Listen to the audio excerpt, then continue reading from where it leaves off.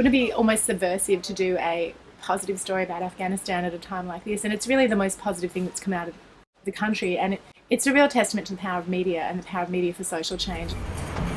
The way we thought we could re-engage with the country was to actually do something business-wise. And we established Afghanistan's first independent media outlet.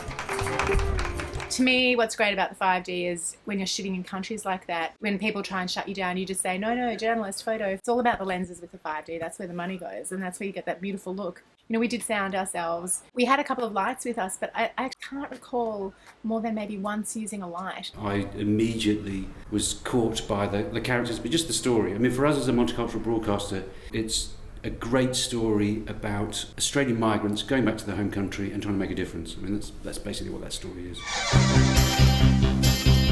My parents are from Poland, and my family was hit very hard in the Holocaust, so culturally it's very important to me. But I think that's what connects me to these stories, because I understand what it's like to grow up in the shadow of war, and I understand what it's like when bad things happen to good people. Proof that nice guys sometimes finish first. Here he is, Michael Palin. Documentary is something clean, clear and crisp about a good documentary. And I just think there are endless subjects. All you need is just the people prepared to film them. And cameras now are so much more easy to use. They're lighter. You can get access that you perhaps couldn't have got before. Lighting is actually now much easier than it was when you had to lug around great lamps and all that sort of thing. I need to buy some rice. I'm going on a dhow, so I need rice for 5 people for a week. What's that? So is that the basic? Independent documentary makers really feel that they have a voice here. This festival is the most accessible one. I can't think of anywhere. Everyone is so available, and that's what we're trying to do. It's a really nice launching pad. I'd consider it, a sort of smallish festival in a way. I know it's a big festival, but it's small, it's easy to negotiate. And, within the first couple of hours, I'd sort of bumped into everyone I was meeting with anyway, and then you just keep bumping into them all the time. And so it's very social, it's very easy to access people.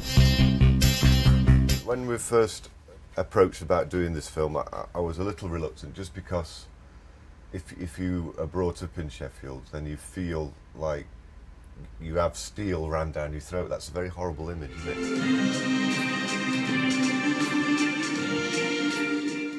Part of the film would be try and give people a feeling of what it would be like to be working in that environment, and to be, basically like working in hell, in a very hot place with all this molten metal around and smoke, but doing that as a 9-to-5 job,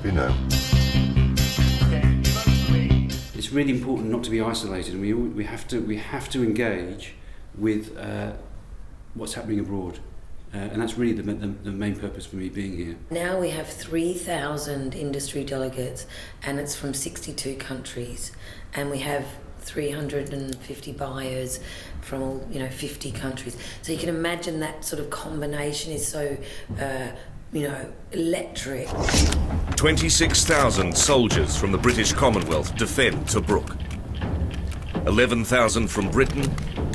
Over about the last 7 or 8 years, we've done probably about 10 or 12 co-productions with Australia.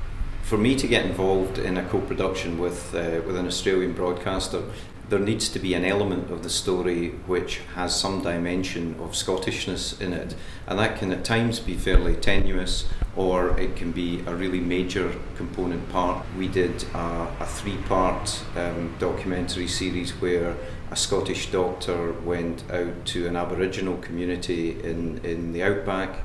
That played extremely well for us.